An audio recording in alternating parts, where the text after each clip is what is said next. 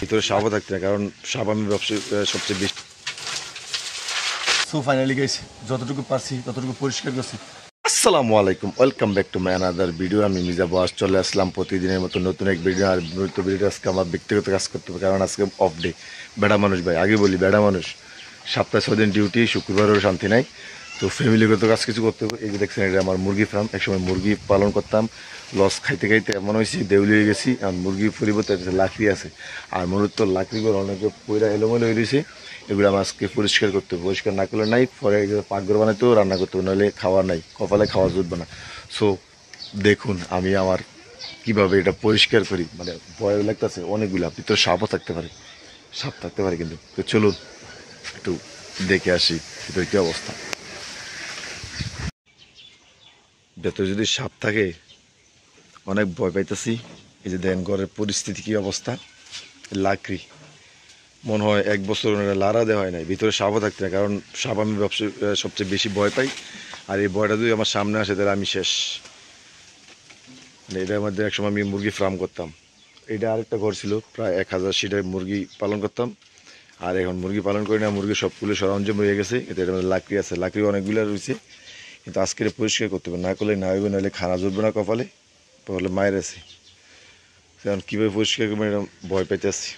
Finally পরিষ্কারের কাজ শুরু করে দিলাম। আর ভয়ে ভয়ে কাজ করতেছে, কারণ এখানে সাপ থাকতে পারে। এই লার্কিগুলো আজ থেকে প্রায় 1 থেকে 1.5 বছর ধরে এখানে পড়ে আছে। কেউ লাড়ে না, ভয় লাগে। কারণ ভিতরে যদি সাপ বিচ্ছু ব্যাং থাকে তাহলে অতিরিক্ত ভয়। আর সাপ কিনতে আমি অতিরিক্ত ভয় পাই, সাপ আর কুত্তা, এটি আমি প্রচুর প্রচুর ভয় পাই। তারপরে যেই পরিষ্কার আগে ঘুরতে ঘুরতে দেখতেছি সাপ বা বিচ্ছু আছে, যদি থাকে তারা দূরে চলে যাবে। আর প্রচণ্ড গরম দেখছে, মানে হাফ প্যান্ট ফিনটা কাজ করতেছি, কারণ আমি লুঙ্গি পরতে পারি না, ফ্যান পরে থাকি সবসময়। আর যদি বাড়িতে খোলামেলা হাতে চাই তাহলে হাফ প্যান্ট ফিনটা বা ট্রাউজার পরে হারি।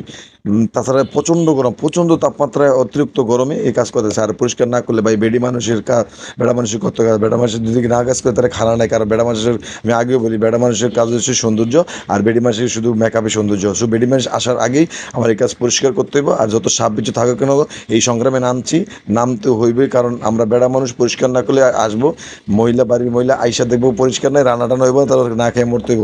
যেই কপাল হেই করতে, তাই তাড়াতাড়ি পরিষ্কার করতে হইব। যত সম্ভব দ্রুত পরিষ্কার করে ততই আমার জন্য মঙ্গল। তো আজকে লুঙ্গি খুললা ফ্যান ফইরা পরিষ্কার শুরু করে দিলাম, দেখি কতটুকু পরিশ্রম করতে পারি। জীবনটা পুরেই তেজপাত হয়েছে, দেখতে পাচ্ছেন যে 32, 36, 38, 40 তাপমাত্রা। টিনে ঘরে চালে নিচ্ছে, লার্কি পরিষ্কার করে কি যে গরম রে ভাই। একটু পরে পরে পানি খাইতে হয়। আর শরীর দেখি ঘাম, আহারে শরীর দুর্বল হয়ে গেছে, মনে হয় যেন একবার একটু পরে অজ্ঞান হয়ে যাবো। তারপরে পরিষ্কার করতে হবে ভাই। এই পরিষ্কার নামছি, শেষ না পর্যন্ত উঠে যাবো না।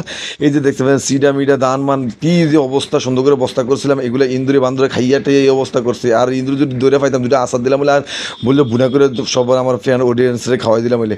যাক, সমস্যা নাই, যত কষ্ট তত মিষ্টি। একটু পরিশ্রম করতে হবে, কারণ জীবনে পরিশ্রম ছাড়া আমরা কোনো কিছু করতে পারতাম না। আর বেটা মানুষ দইছে, জন্ম হয়েছে পরিশ্রম করার জন্য।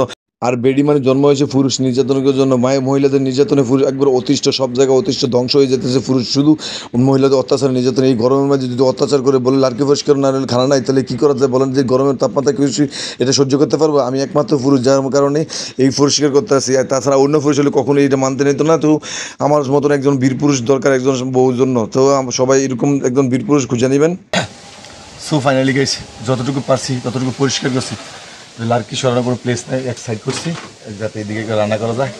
এদিকে প্লেসটা একটু জায়গা করছি, এখানে একটু চুলা বসবো, গ্যাসের চুলা, মানে সিলিন্ডার গ্যাস।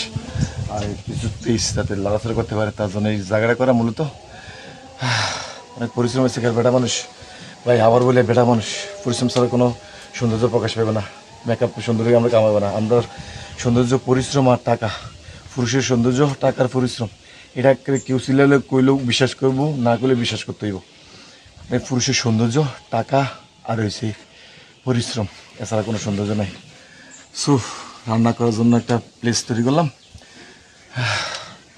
এখন আসবেন উনি, রান্না করবেন আর খামো। ওকে, লেটস গো। তো ভালো থাকবেন, সুস্থ থাকবেন, আজ এটুকুই। আল্লাহ হাফেজ।